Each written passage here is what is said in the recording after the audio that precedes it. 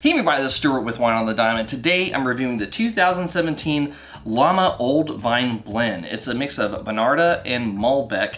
It is 13.5% alcohol by volume, and I can't remember how much I paid for it because I accidentally threw away the receipt already, so I'll go to heb.com and look it up for you. Anyway, let's take a look at this wine. And speaking of llamas and wine, if you're ever in the Texas Hill Country near Fredericksburg, Texas, there is a winery called Classy Cellars. And they have a guard llama for some of their property. And you can kind of walk up and get close to it. I wouldn't recommend trying to pet it because it is a guard llama. In all seriousness, they do have it. They also have some really good wine and some really good Indian-inspired appetizers to go with those wines. So if you're also hungry, you can eat some really cool food while looking at the guard llama and drinking some Texas wine. They didn't pay me for that. I just thought it was a good segue into this wine. So let's take a look at it. So from a color standpoint, I'm going to give you a deep ruby, no artifacts, no cloudiness. All right, so, and I will be honest, the reason I got this was because it was blended with Bonarda, and I don't see that being listed as an active blending ingredient in a lot of the wines that I typically find at the grocery store. So I wanted to pick it up and try to see if it really kind of presents itself versus this Malbec. Okay, now, with all that being said, going into the nose. And it does hold itself there. Woo! So there's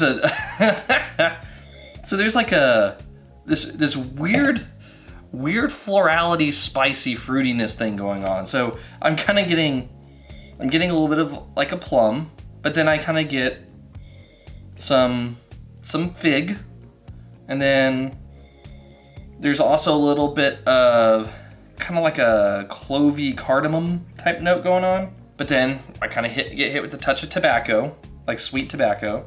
There's a little bit of cinnamon and like a purple flower, almost like a really weak violet note. Yeah, anyway, so it's just, you kind of get this floral, you get this spicy, you get this fruity. It's a little all over the place, and I kind of like it. Adds a little bit to that complexity there. But anyway, how does it taste? Oh, and by the way, medium plus intensity on the nose. Okay, now, how does it taste? Wow, that's just all over the place on the palate. You're gonna have to think about this for a second. Woo! All right, so yeah, it really does just kind of like dance all over your palate. So the acid is medium plus acid. Tannins are medium tannins.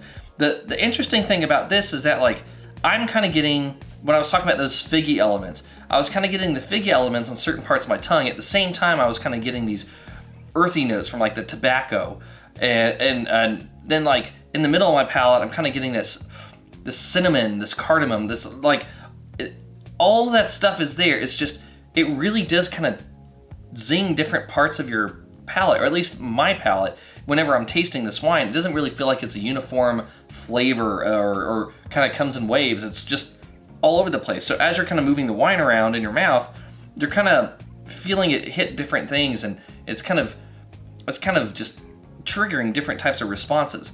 And then in the finish is really weird on this wine because it's like a medium minus finish, and all of that stuff comes together right as you're going into the finish.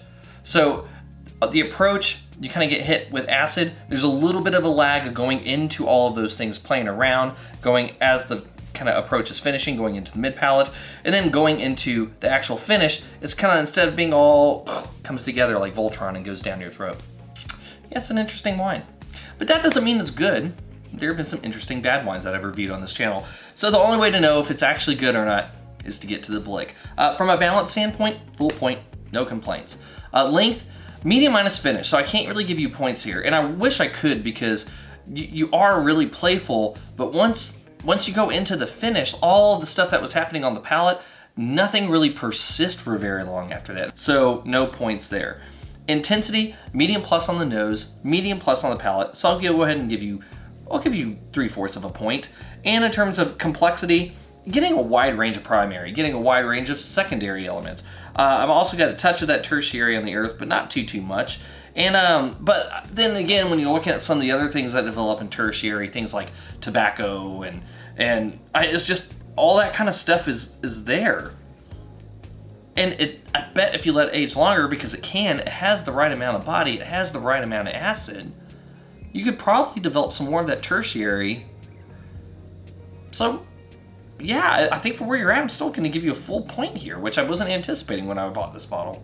So this is an interesting conundrum because you don't have much of a finish. So, and I didn't give you any points there, but you're so close to very good. I think I'm gonna go ahead and give you very good. And I don't know if I would have this wine as a solo drinker. I think I would pair it with food. Namely things like, I don't know, barbecue, Spanish-inspired dishes, more barbecue. Those would be great uses for this wine.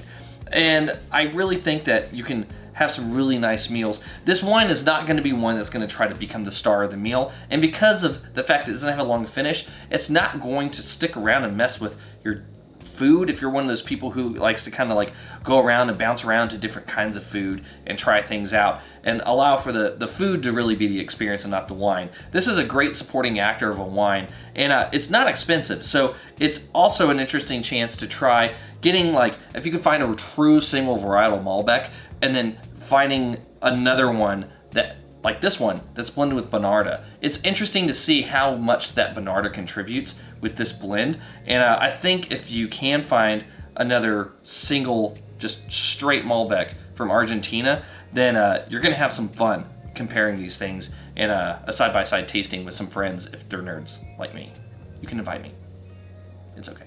Anyway, this has been Stuart with Wine on the Dime. If you liked today's video, please like, subscribe, and comment. Have you had the 2017 Llama Old Vine Blend? I'd be interested to know if you have. Leave a comment below, and I'll see y'all again soon with another review from Wine on the Dime.